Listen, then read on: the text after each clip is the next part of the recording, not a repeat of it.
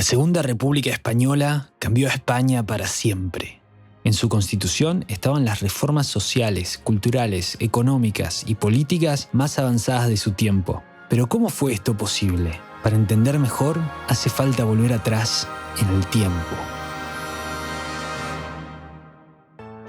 El capitán Fermín Galán y su regimiento se han sublevado contra la dictadura del general Dámaso Berenguer. Han tomado el pueblo de Jaca y proclamado la República. En 2 columnas avanzan hacia la ciudad de Huesca, dispuestos a controlarla. Berenguer envía tropas a reprimir a los rebeldes. El futuro de la nueva república depende del combate a venir.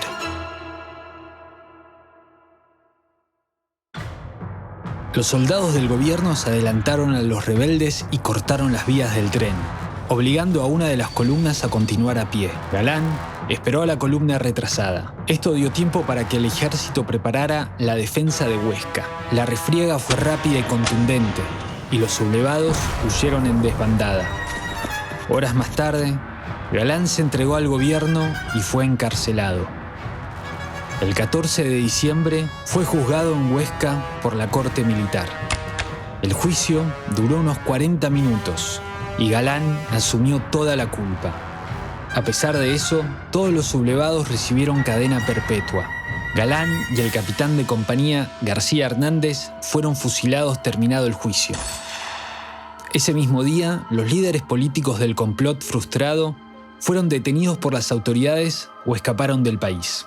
Al día siguiente, los generales Queipo de Llano y Ramón Franco, hermano de Francisco Franco, tomaron por la fuerza el aeródromo de Cuatro Vientos de Madrid. Pero al ver que la huelga general planeada no se produjo y rodeados por el ejército, escaparon en avión a Portugal. Los fusilamientos de Galán y García Hernández provocaron un gran sentimiento antimonárquico en toda España. Berenguer entendió que la situación era insostenible y llamó a elecciones municipales para el 1 de marzo de 1931. Los partidos políticos decidieron que no se presentarían a estas elecciones, pidiendo elecciones constituyentes en su lugar. Frustrado, Berenguer dimitió de su puesto. El rey, otra vez, debió encontrar a quién poner al frente del gobierno. Le preguntó a Santiago Alba. Este dijo no. A Rafael Sánchez Guerra, quien prefirió no participar. Tal vez Melquíades Álvarez, pues no, tampoco quiso el puesto. Viendo que el asunto no avanzaba, Berenguer decidió buscar él mismo a su sustituto y convocó una reunión con todos los partidos dinásticos. Así, se consiguió formar un gobierno con el almirante Aznar a la cabeza. El nuevo gobierno preparó un plan electoral.